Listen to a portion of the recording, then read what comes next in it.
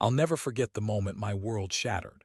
It was a dreary Tuesday afternoon, the kind of day that matched the storm brewing in my heart. I had come home early from work, eager to surprise Lisa with a spontaneous lunch date. I had envisioned our laughter filling the kitchen, a brief escape from the daily grind. Instead, I stumbled upon a scene that would haunt me for the rest of my life. As I opened the door, I heard muffled voices from the living room. My first thought was that Lisa had a friend over, maybe one of the girls from her yoga class. I stepped inside, calling out a cheerful hello, but the voices fell silent. I felt a chill run down my spine. Something was off. I walked into the living room and there they were, Lisa, my wife of 5 years, and Mark, the wedding planner she had hired for our upcoming anniversary party. They were sitting too close together on the couch, whispering and giggling like schoolchildren. The moment they saw me, the laughter froze and an awkward silence enveloped the room. "What's going on here?" I asked, trying to keep my voice steady. My heart raced and my mind screamed that something was wrong. Lisa's eyes darted away from mine, and that was when I knew. The guilt was written all over her face.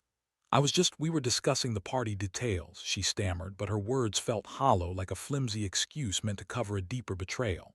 I felt the ground shift beneath me. The realization hit like a tidal wave. I had trusted her with everything, and here she was, entangled with another man, our wedding planner of all people.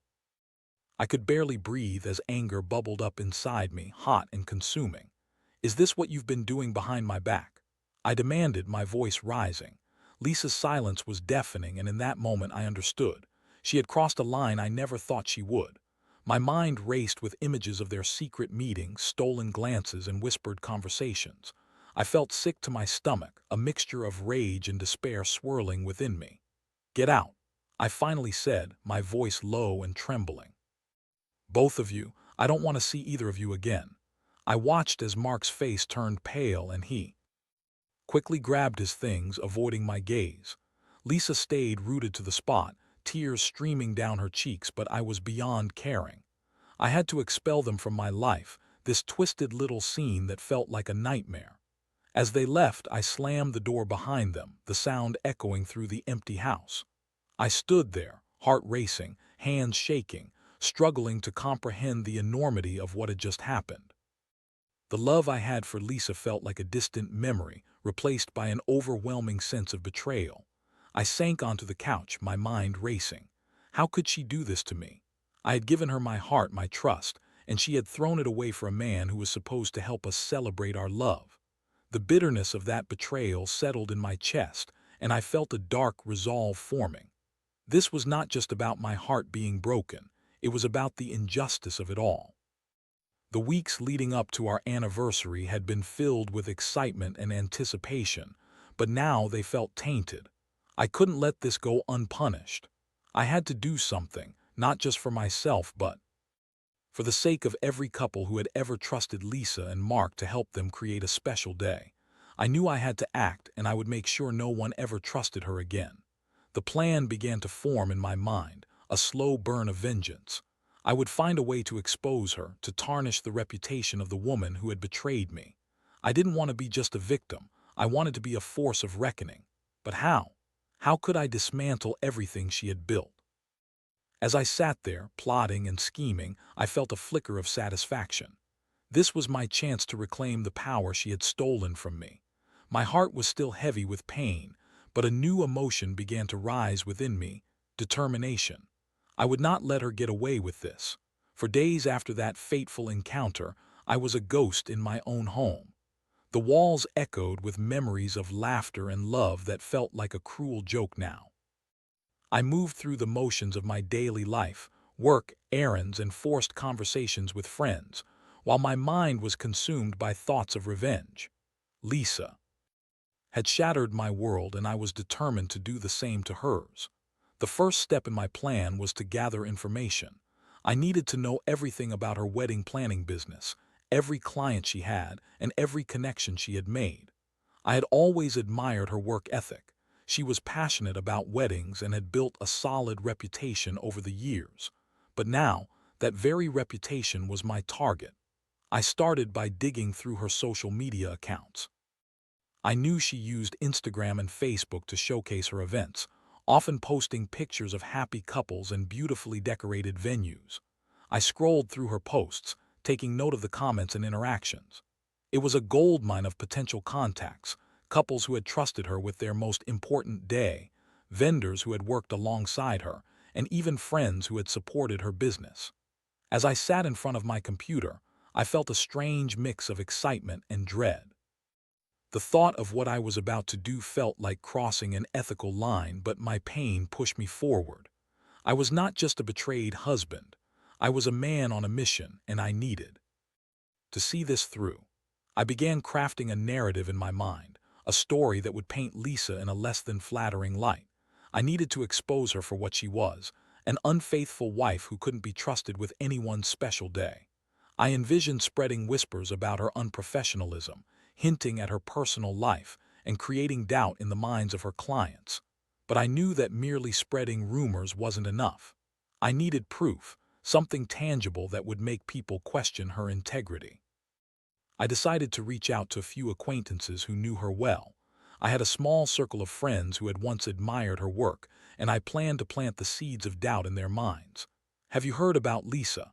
I casually asked a friend over coffee one afternoon. "I ran into her wedding planner recently. He seemed a bit too cozy with her." I watched as my words sank in, their effect rippling through the conversation. The look on my friend's face shifted from curiosity to concern, just as I had hoped. "Really? I thought they were just professional," my friend replied, leaning in closer. "That's surprising." "Yeah, well, you know how it is in that industry. People get close and sometimes lines get blurred." I let my words hang in the air, allowing them to fester. Over the next few weeks, I continued this tactic, weaving my narrative into conversations with anyone who would listen. Each time I spoke, I felt a twinge of guilt, but it was quickly overshadowed by my need for revenge. I was turning into someone I barely recognized, a man driven by rage and betrayal. But I wasn't just relying on whispers. I started to gather more concrete evidence. I began attending local wedding shows and expos where Lisa often showcased her business.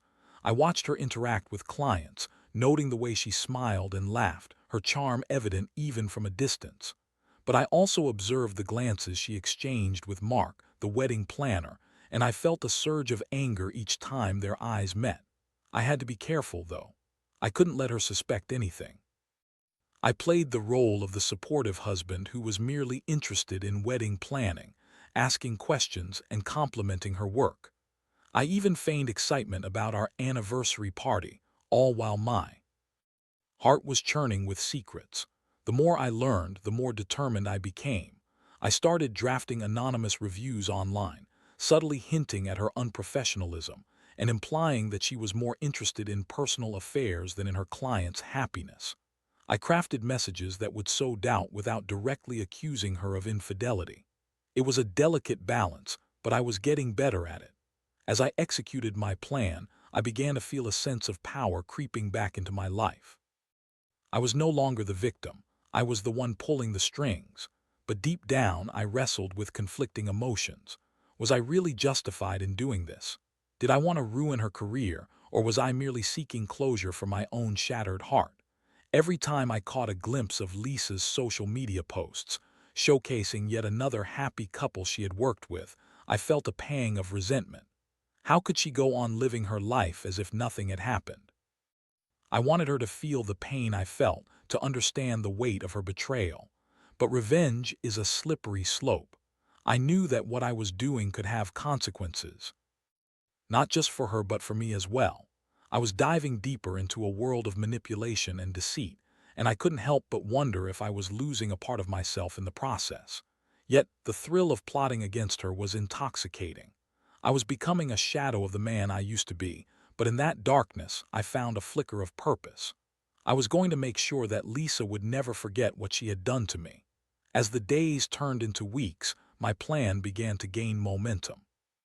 I felt a sense of clarity as I delved deeper into the world of sabotage. Each small victory fueled my resolve. I crafted more anonymous reviews and began to circulate them among local wedding forums and social media groups, all while maintaining the facade of a supportive husband. I could almost taste the satisfaction of watching Lisa's carefully constructed world start to unravel. My initial targets were the couples who had recently engaged Lisa's services. I gathered their names from her social media posts, and then I crafted messages that would make them question her professionalism.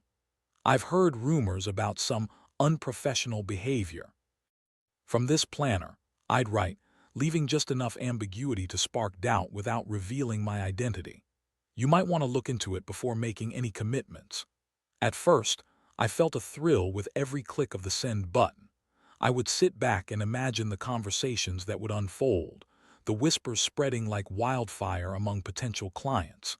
I felt like a puppeteer pulling strings and watching as Lisa's reputation began to fray at the edges. But as I executed my plan, I also started to notice changes in my own life. Friends began to ask questions about my behavior. The late nights I spent crafting messages and my increasing obsession with Lisa's business didn't go unnoticed. I brushed off their concerns, claiming I was just busy with work, but deep down, I knew I was losing touch with the person I used to be.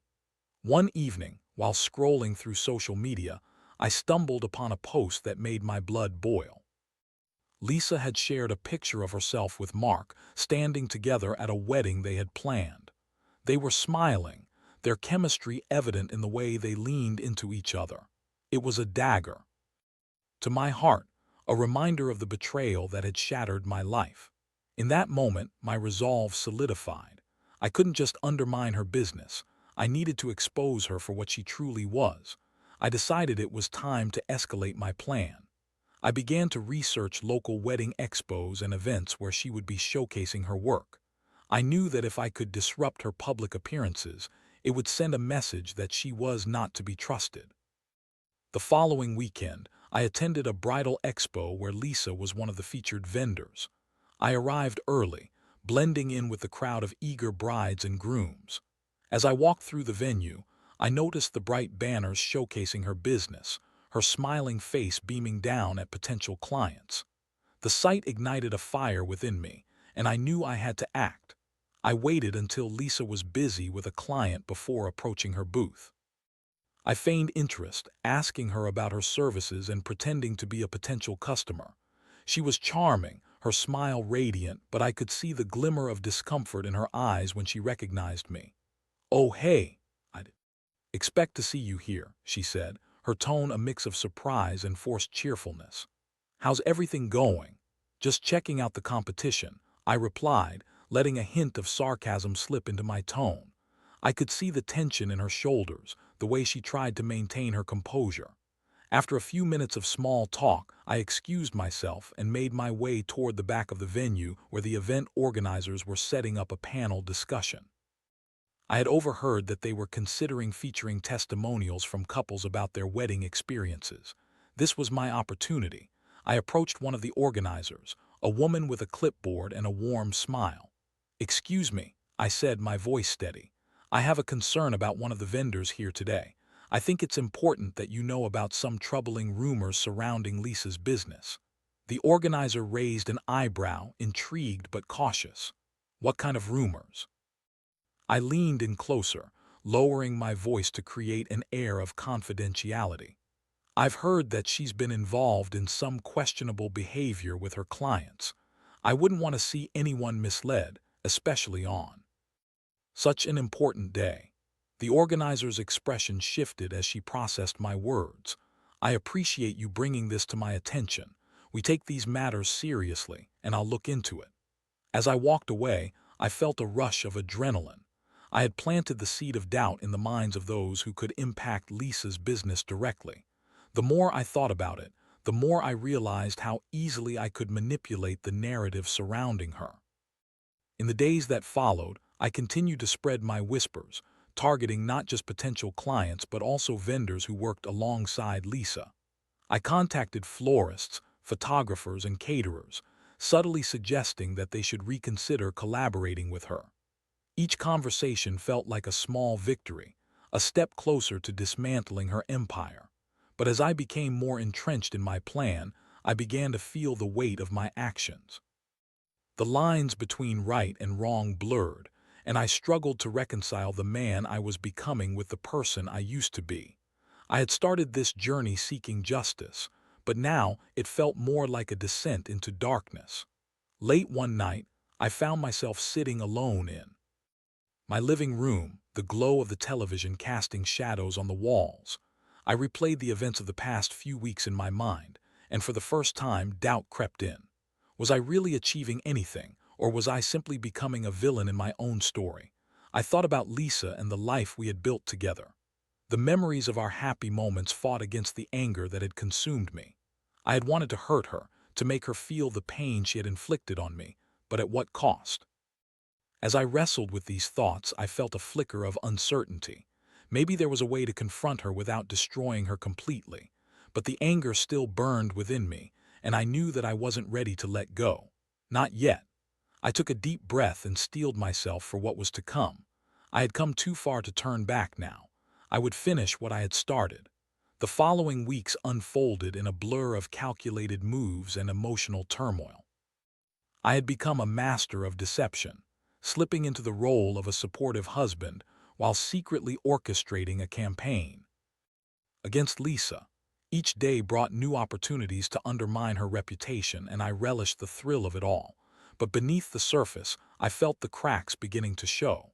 One evening, I attended a local wedding coordinator meeting under the guise of networking.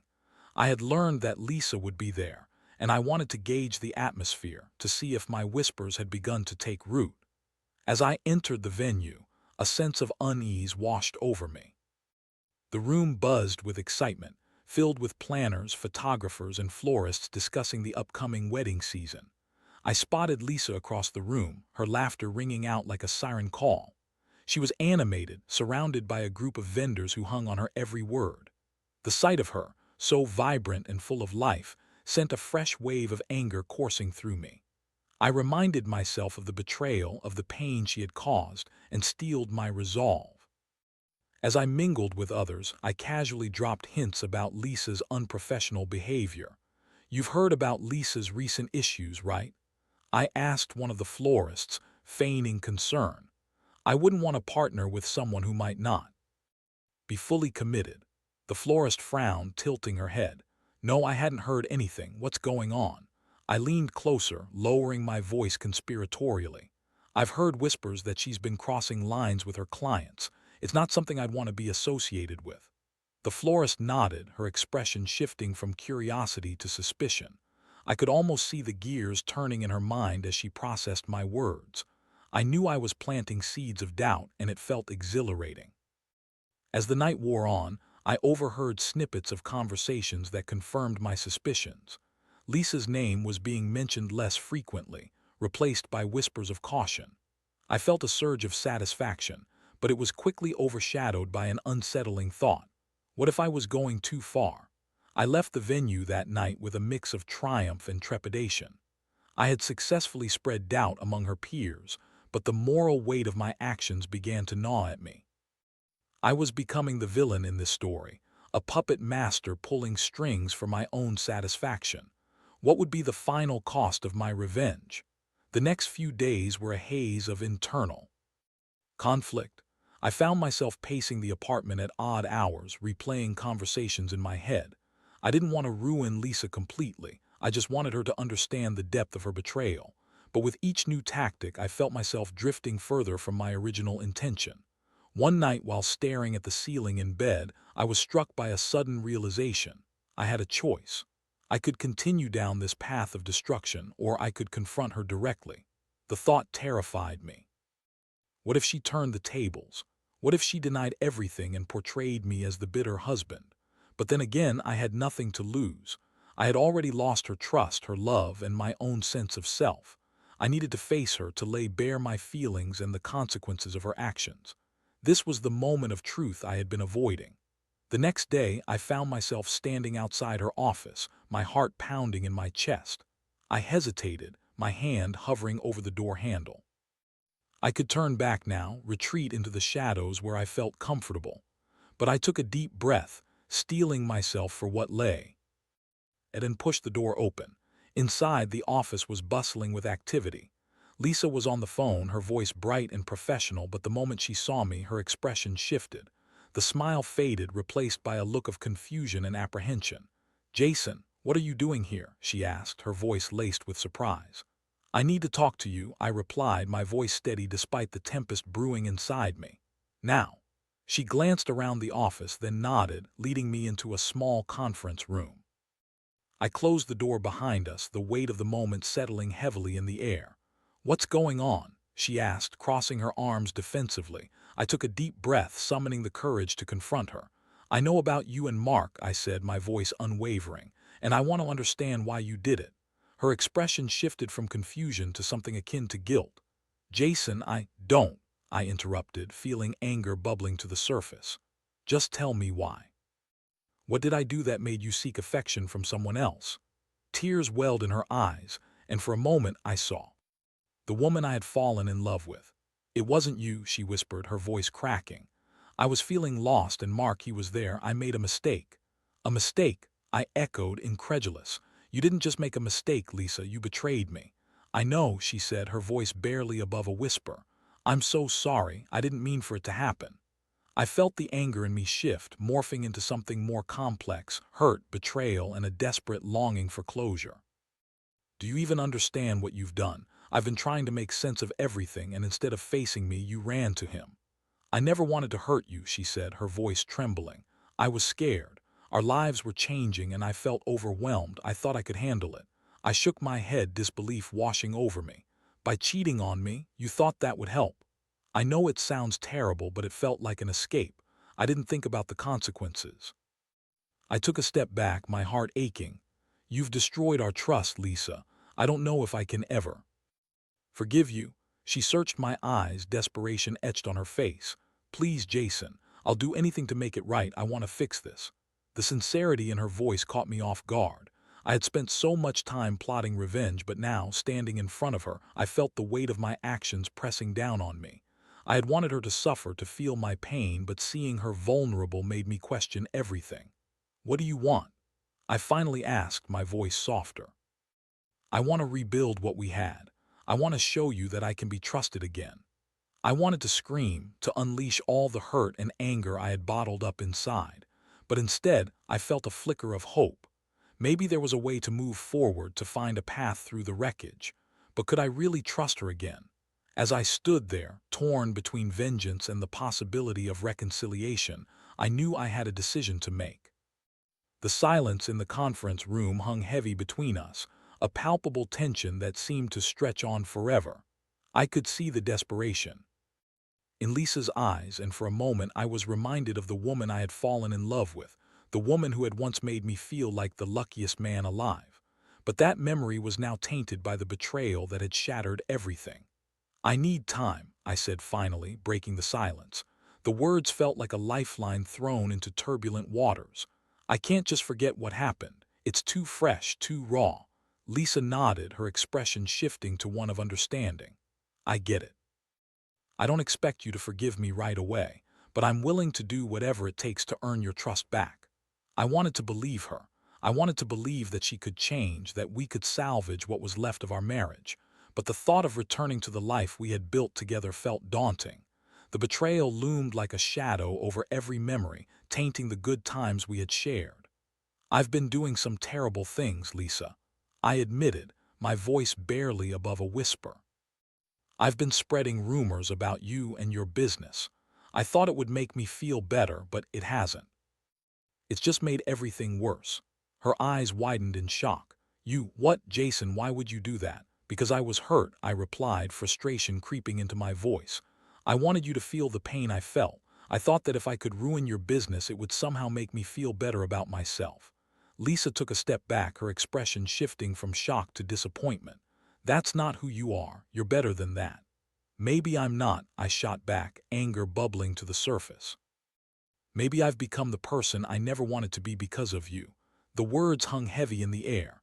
I felt the weight of my actions, the darkness I had embraced in my quest for revenge. But as I looked at her, I realized that this wasn't just about her betrayal, it was about me losing sight of who I was in the process. "I don't want to hurt you anymore," I said, my voice breaking. "But I don't know how to trust you again. I don't know if I can. I understand, Lisa said softly, her voice filled with sincerity. But I want to try. I want to show you that I can be trusted again. I'll do everything I can to make this right. I studied her, searching for any hint of deception, but all I saw was vulnerability. It was a stark contrast to the confident, carefree woman I had known. In that moment, I realized how much she had changed, how much we both had changed. Maybe we can start over, I suggested cautiously. But it's going to take time. I need to see that you're committed to fixing this. Of course, she replied, relief flooding her features. I'll do whatever it takes. I'll even step back from my business if that's what you need.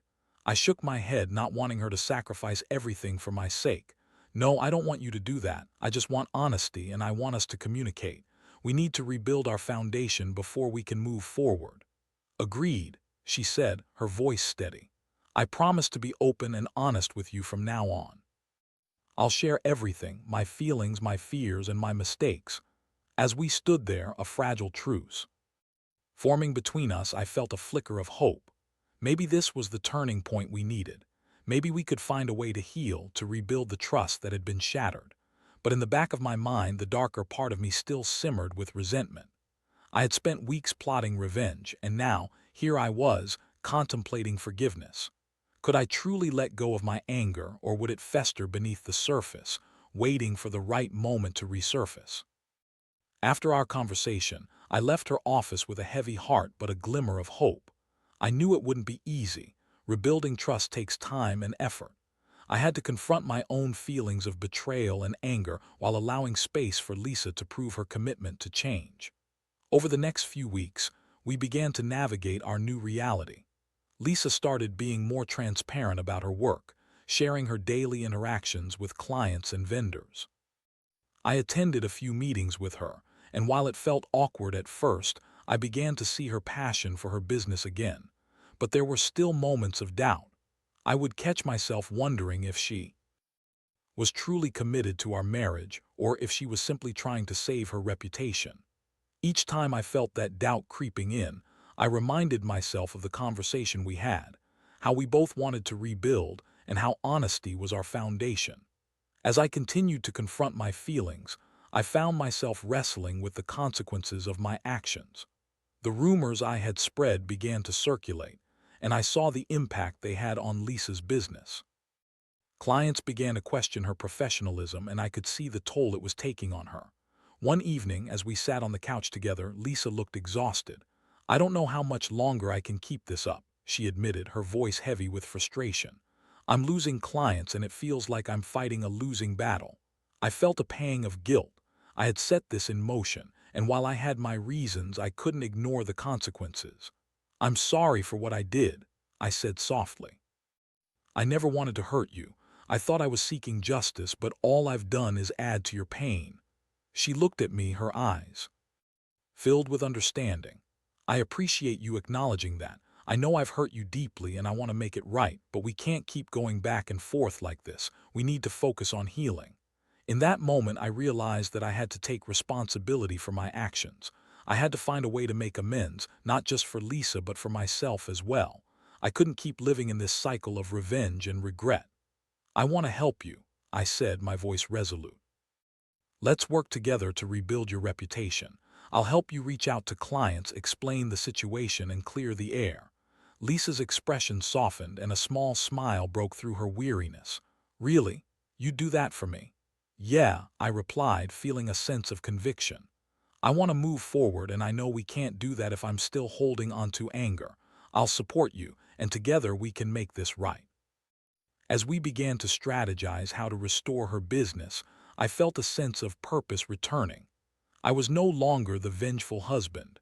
I was standing beside my wife, willing to fight for our future together. But as we worked to mend the damage, I couldn't shake the lingering doubts. Would this truly be enough to rebuild our trust, or would the shadows of our past continue to haunt us? Only time would tell. As the weeks turned into months, Lisa and I embarked on a journey of healing and rebuilding. We worked diligently to restore her reputation, reaching out to clients and vendors, explaining the situation with honesty and vulnerability. It was a difficult road, but we faced it together.